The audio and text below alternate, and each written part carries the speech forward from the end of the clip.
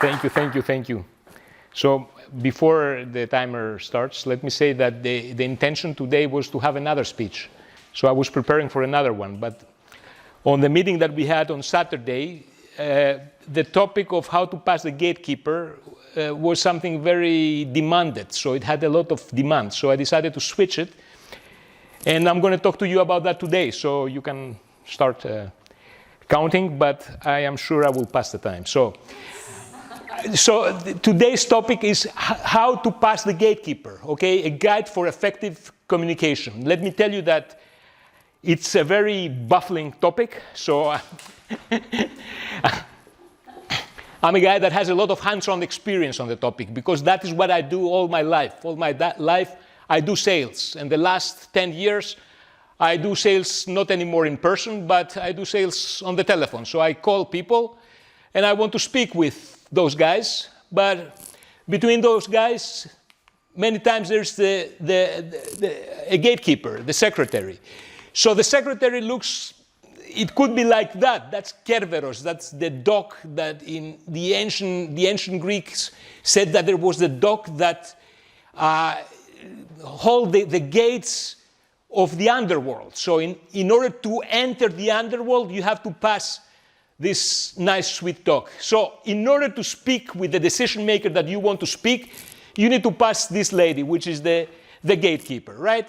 And we're going to talk today about how to pass the gatekeeper and about the 9 rules to pass the gatekeeper. So rule number 1 is be smart. And let me add to that, don't be stupid. So there are ways to pass the gatekeeper without even having to pass the gatekeeper. You can call directly to the decision maker. You knew that? No? So there is like a very interesting tool. It's called Lusha. It's a paid tool. It comes from the fantastic country of Israel. And what it does, it detects the telephone numbers and email addresses of the decision makers with a very high accuracy. So you want to call Mr. Thomas Schmidt in Germany. He sits like in his office. He's the CEO of the big German corporation. You have his mobile telephone number. So call him directly. Why you need to go through the secretary?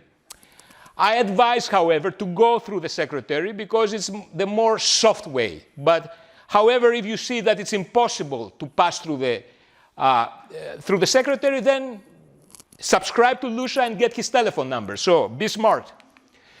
Set up a clear goal and your identity. So a sales process is divided in parts. Here in this specific task that we have is to pass the gatekeeper and talk to the decision maker. The goal is to talk to the decision maker whatever it takes. So that's your goal, to talk to the decision maker, whatever it takes. Who are you? As what are you calling? As yourself. Hello, I'm Alex. I'm calling from my office in Barcelona. No, you have to have a personality, a persona. You are the sales manager of a company, or you are the trusted advisor, or another company which they cooperate together told you to call them. So set up who you are before you call. Rule number 3, use the name of the gatekeeper. So this lady there, that she does a very hard, difficult job. Every day she sits there and guys like me are trying to call her to talk to the decision maker. Or other people, they treat her in a way that she doesn't deserve that. So if she picks up the telephone, she says, hello, I'm Sandy, how may I help you, please? Tell her, good morning, Sandy, this is Alex. That elevates her. You give value to her. You give her the respect that she deserves to have. So use the secretary's name. And let's go to rule number 4. It's email him first. And you hear that from somebody that hates emails. I don't believe in emailing. Emailing is for pussies.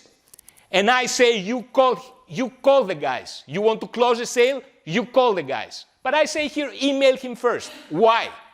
Why is that? Is that going to make a difference? Is he going to reply to your email? No. But what is the purpose of emailing him?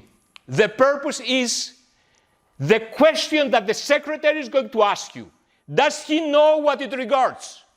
if you have sent him an email before, you are going to say, yeah, he knows what it regards. When you get an email, you read it, right? So if she connects you to the guy, to Thomas Schmidt from the German company, she's going to tell him, it's Alex Valasidis from XYZ Technologies, and he says, you know what it regards. No, I don't know what it regards. Give him. And then he picks up the phone. You told to my secretary that I know what it regards. Yes, Mr. Schmidt, you know what it regards because I sent you an email 3 days ago. You didn't read my email? Then we talk on a different level. So email him first. Rule number 5 and rule number 6, they go together. There is a pattern on the communication that you have with people, and specifically in this way of communication.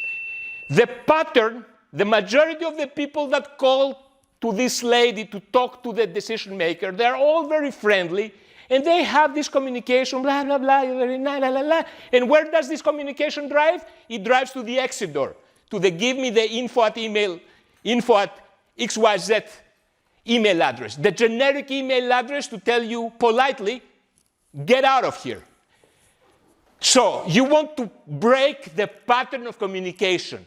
And the way you're going to talk to the secretary, the way you're going to talk to the gatekeeper, is going to install a seed of doubt in her mind. And she's going to think, wait a second, maybe this guy doesn't want to sell to my boss anything.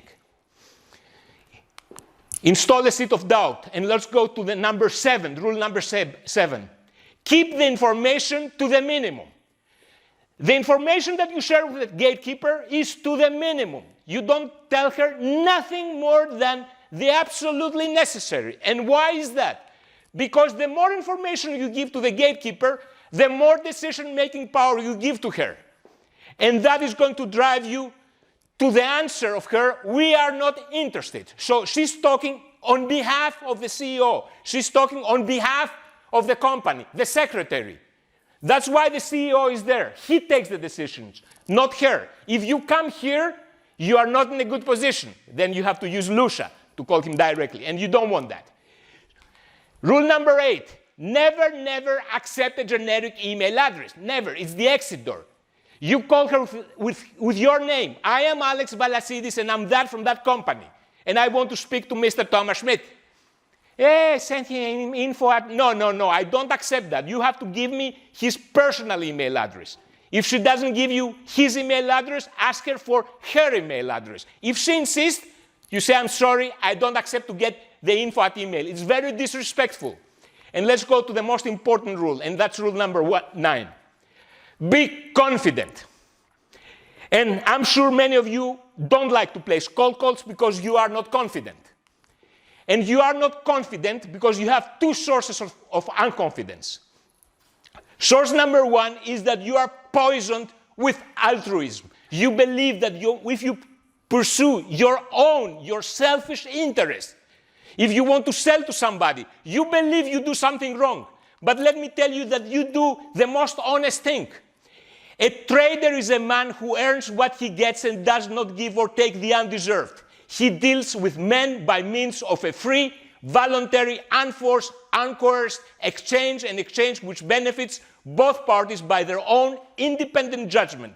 The principle of trade is the only rational, ethical principle for all human relationships, personal and social, private and public, spiritual and material. It's the principle of justice. You call on the principle of justice. How many calls on the principle of justice does the decision maker receive every day? You should not be ashamed of trying to add value to people because you sell.